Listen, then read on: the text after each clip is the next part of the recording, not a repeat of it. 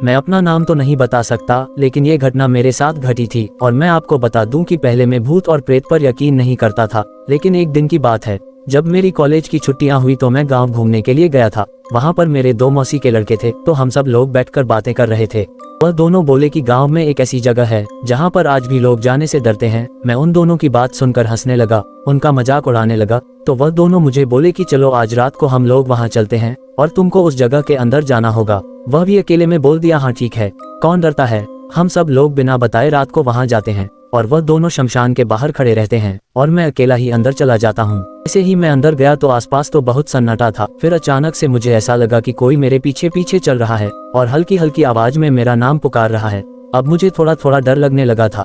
अचानक से क्या हुआ, कोई मेरा पैर पकड़कर मुझे घसीटते हुए खींच कर लेकर जा रहा था। फिर मैं जोर से चिल्लाने लगा, फिर मैं बेहोश हो जाता हूँ और जब मेरी आंखें खुलती है तो मैं घर में पाया जाता हूँ। जब मैं अपने दोनों मौसी के लड़कों से पूछा कि क्या हुआ था, तो उन दोनों ने बताया कि अचानक से तुम्हारी जोर जोर से चिल्लाने की आवाज आई। वह सुनकर हम दोनों अंदर आ गए और हमने देखा कि तुम एक पेड़ के नीचे बेहोश पड़े हुए मिले थे और हम दोनों तुझे उठाकर यहाँ लेकर आए। मैं छत्तीसगढ़ का रहने वाला हूँ और यह कहानी हमारे बचपन में हुई थी। हम लोग किराए पर एक सरकारी मकान में रहने के लिए गए थे। वहाँ पर मैं, मम्मी, पापा, मेरी बहन, हम 4 लोग रहते थे। मैं और मेरी बहन तब हम बहुत ही छोटे थे। तो हुआ ये था कि मेरी छोटी बहन, जिसको घर में काला छाया दिखता था, पर वह छोटी होने के कारण उसको पता नहीं था कि यह क्या है, तो वह मम्मी को रोज आकर बताती, मम्मी यह चेयर पर कौन आंटी बैठी है। पर मम्मी जब वहाँ देखती तो उसको कुछ नहीं दिखाई देता। काफी दिनों तक ऐसा चलता रहा। फिर मम्मी ने पापा को बताया तो पापा ने घर में तांत्रिक को बुलाया और घर के बारे में दिखाई। तो उस बाबा ने बोला कि आपके घर में एक प्रेत आत्मा घूम रही है, आपको ये घर जल्दी से खाली कर देना चाहिए। फिर हमने उनकी बात सुनकर वह घर खाली कर दिया।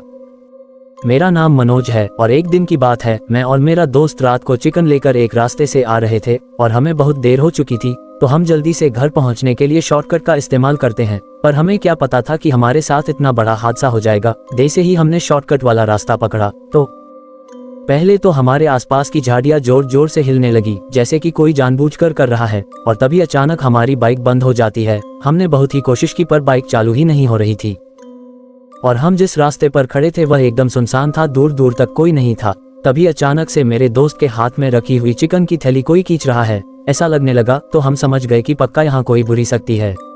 तो मेरे दोस्त को मैंने बोला, तुम वह थैली छोड़ दो, और उसने वह छोड़ दी और अचानक से वह थैली गायब हो गई। हम दोनों बहुत ही डर गए और बाइक रखकर हाथ पकड़कर दोनों वहां से इतना तेज भागे कि हमारी सांसें फूल गई और हम उस रास्ते से बाहर आ गए और उस दिन के बाद हम कभी भी उस रास्ते से नहीं गए।